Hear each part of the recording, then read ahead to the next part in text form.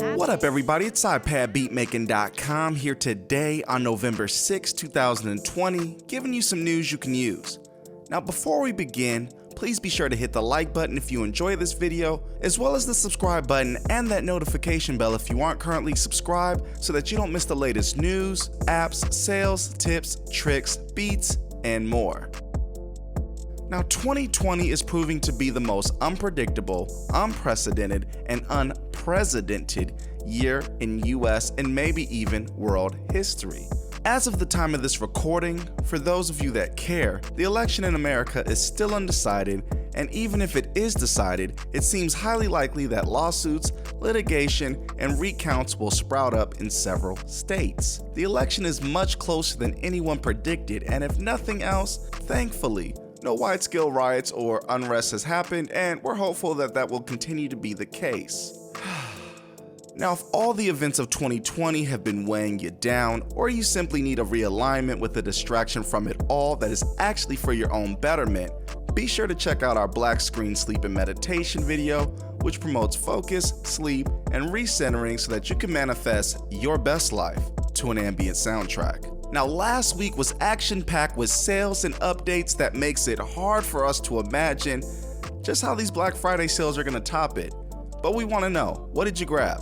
Are you happy with your purchase? What sales are you hoping to see on Black Friday? Let us know down in the comments section. Now, Apple has announced a One More Thing event that is taking place on Tuesday, November 10th, and it's rumored to be unveiling a new silicone-based MacBook, but there's also rumors that AirPod Studio, which are an over-ear headphone, might also be mentioned. Now, what adds even more fuel to that rumor is the fact that Apple just put its AirPods, the ones without the wireless charging case, on sale for $99, the lowest price it's ever been. We hope this AirPod Studio rumor is true and that it has enough low latency to actually do studio work with them.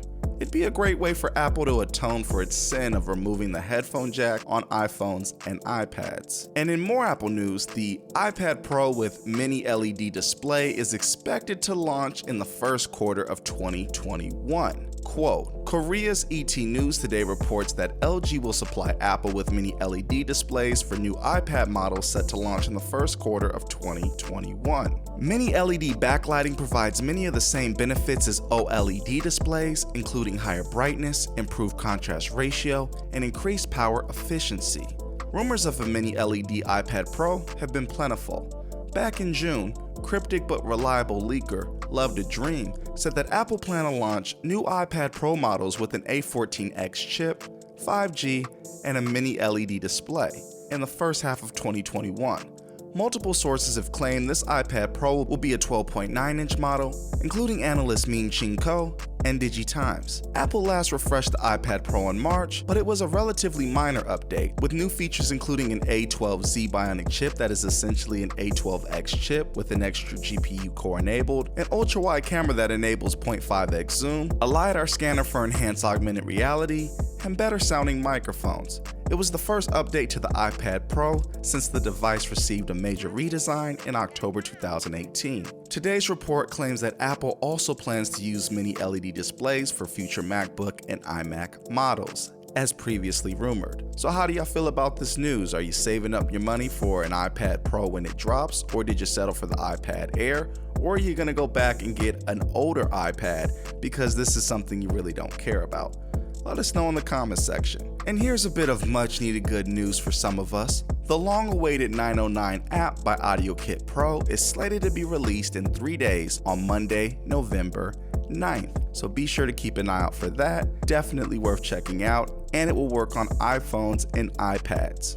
Now, SugarBytes has just released the highly anticipated app Drum Computer for iPad, and it looks really nice. Now, this app was originally available for desktops toward the end of 2019, so it's really nice to see that it's finally available for iOS, iPad specifically. But here's a little bit of information about the app.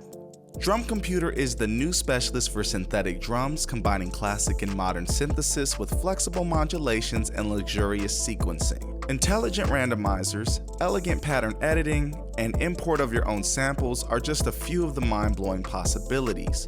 Enjoy new drums every day and get inspired by all of the creativity that Drum Computer sets free. Key features: 8 sound engines, each one layering a resonator, wavetable, analog oscillator, and a resynth sampler. Filter, compressor, overdrive, and 2 kinds of syn reverbs, room and hall. 2 times envelope/LFO plus synth engine modulators, sequencer modulators, and a mod matrix.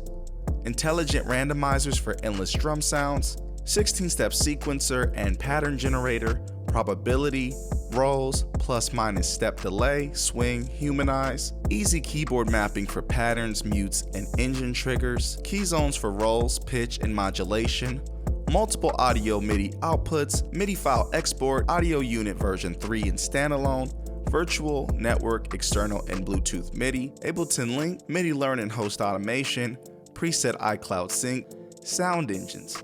8 individual sound engines contain all the DSP goodies and share presets so you can exchange between engines.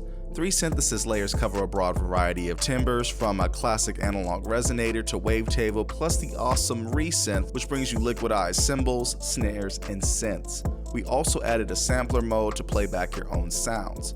Multi-mode filter, compressor, distortion, and 2 kinds of synth reverbs provide a vast tool set to carve the drums of tomorrow. Enjoy the 2 included ENV/LFO hybrids with lots of waveforms and the flexible modulation matrix with sources and targets all over the instrument. So, as you can see, there's more information here, but we're gonna stop there. This looks like an incredible app. And the best part is, on desktop, this thing is $119. However, it's only $26.99 on iOS, iPad specifically, and I believe you can try it for free, but AUV3 won't work until you actually purchase the app for the $26.99. But it's still an interesting way to at least try the app and see if it works out for your needs. Now, in other good news, app developer BLEASS has a compressor on the way that will be dropping on November 11th.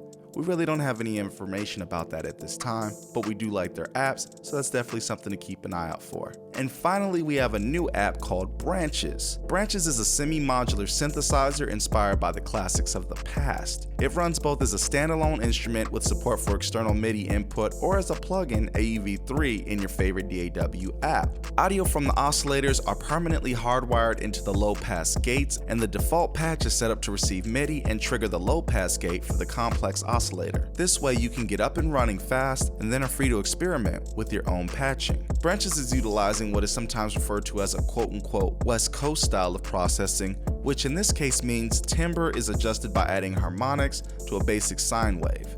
One of the oscillators does this by fading between multiple waveforms freely. The other does it by employing a wave folder and blending it with another user-selectable waveform. The first one can also modulate either frequency or amplitude of the second. Branches support MIDI input on 2 channels. This allows you to control each oscillator and low-pass gate individually if you please, acting as a duophonic synthesizer. So be sure to check out that app and the other apps mentioned if they interest you. Now let's move on to updates.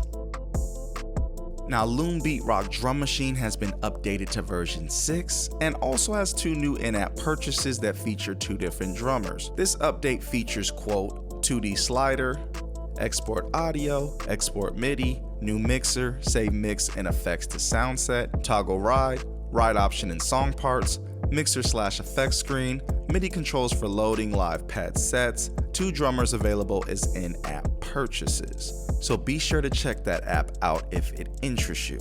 Now, Housemarque 1 has also been updated. It now accepts program preset changes from AUV3 host, and AUV3 looks better in iPad version of iOS host AUM. Lawrence AUV plugin synth has been updated with improved sound quality and minor improvements and fixes. Mood Units has been updated for workarounds for issues with App Store downloads. Please note, if you previously had downloads that wouldn't start and you still get an error after this update, restoring your purchases should clear that error properly this time around. Crunk version 2 from Nimbrini has been updated with a minor fix and added sound card configuration. Launchpad has been updated to support iOS 14. Lagrange AUV3 plugin synth has fixed an issue where no sound was produced when the buffer size was 124 or less, as well as minor improvements. New Rack AUV3 effects processor has been updated to version 1.25, and they've added a new MIDI recorder module, and New Rack now supports 4 MIDI out ports. Audio Bus Mixer for music apps has been updated with bug fixes. GeoShred has been updated, quote, set list, preset state saving for multiple instances of the plugin improved. Please explicitly select a preset for each plugin instance. Less intrusive flow for receipt validation and purchase restoration. The pop-up for presets with in-app purchase instruments has been eliminated. Users may now flip uninterrupted through these presets. New GeoSwarm presets with key Y vibrato for GeoShred keyboard and MPE controllers. Issues with user setlist fix. Issue with global tuning has been fixed.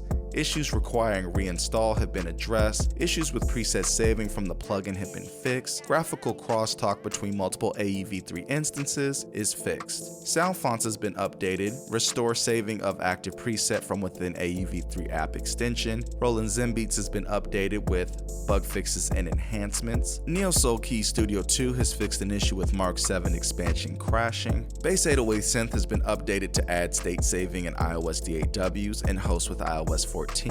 And Fly Tape has been updated with a fix for some reported UI glitches in Audio Unit. So lots of great updates, mostly fixes, but that's a beautiful thing. Keep those apps running smooth. And now it's time for us to get to our app of the week. Now our app of the week this week goes to Korg Module and Korg Module Pro. Now Korg went from seeming oblivious to the AEV3 format's existence to surprising us all when it released Korg Electribe Wave update that was AEV3. And then after that, silence. Now this happened nearly a year ago, and the question was, will Korg Gadget ever host AEV3s? Or better yet, will Korg release all of its gadgets as AEV3 someday? While we still don't have the answer to either of those questions, they did release Module and Module Pro, which features some of the richest sounding in-app purchase instruments to date.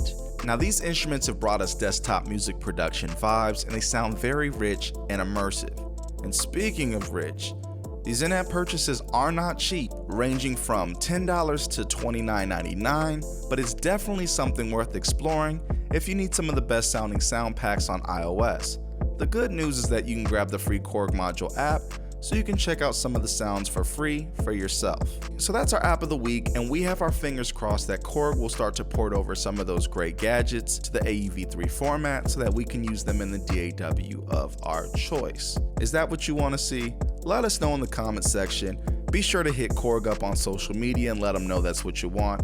Let them see that there's a demand here for this, and maybe, just maybe, they will port their gadgets to AEV3. Now let's move on to sales. First of all, SynthMaster is having a sale for desktop expansions, so that's if you use a computer. They're costing only $4 down from the usual price of $29. And they've put their in-app purchases on sale for iOS at only $2.99. And to add to that, SynthMaster Player is still free for the time being, so if you have not grabbed that, be sure to do so. It's a great app. However, the in-app purchases are definitely worth grabbing, so be sure to check them out if you think they could be useful for your music production. Now the app JamUp Pro is currently $11.99, down from the price of $19.99. So yes, not nearly as many sales as last week, obviously, but if we missed something, please be sure to let us know in the comment section, and we'll definitely update our description or pin a comment with those apps that we missed or that just weren't available at the time of recording on sale.